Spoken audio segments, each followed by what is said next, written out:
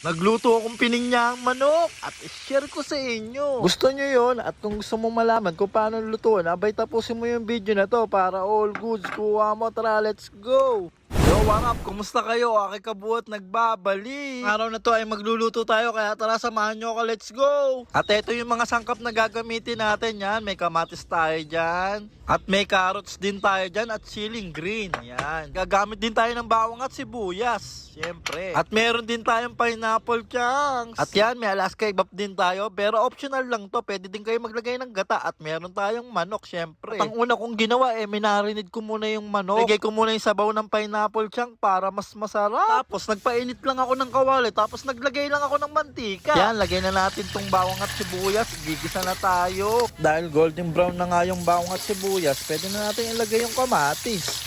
At yan, lagay na natin tong chicken. Make sure lang guys, lagi kayo nakapaghugas ng kamay bago kayo mahawak sa manok. At mekos-mekos lang natin to insan para hindi masunog yung ilalim. Tapos maluto din yung nasa ibabaw. At habang ginigasan natin, ilagay na natin tong pinagmarinadean kanina para mas mabilis maluto yung manok at lumambot. At takpan muna natin, pakuluan natin siya ng 45 minutes. At sa pagkakataon na to, kumukulo na siya, malambot na yung manok. Kaya pwede na natin ilagay yung gatas. Alaska, baka naman, char.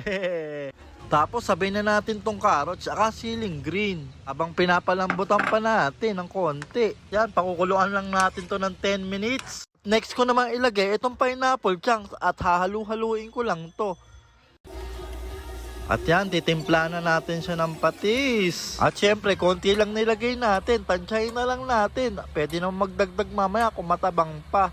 At maglalagay lang ako dito ng magic sarap para lalong sumarap. Yun, goods na yun. Ganun lang karami. Pwede na yun. At yan, finally, luto na ang ating pininyang manok. So ayun guys, try nyo na rin itong lutuin. Maganda itong lutuin, lalo na pag may bisita kayo.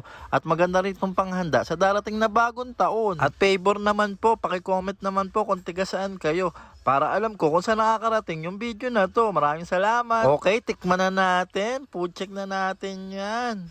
Wow, sobrang goods. Quality. Panalo sa lasa. Sarap talaga lalo na pag madalang. Solid. So ayun, siguro dito ko na rin tatapusin yung video ko. Maraming salamat sa panonood. Hanggang sa muli. Aki Kabuhat. Peace out. All good gang gang. See you sa next vlog.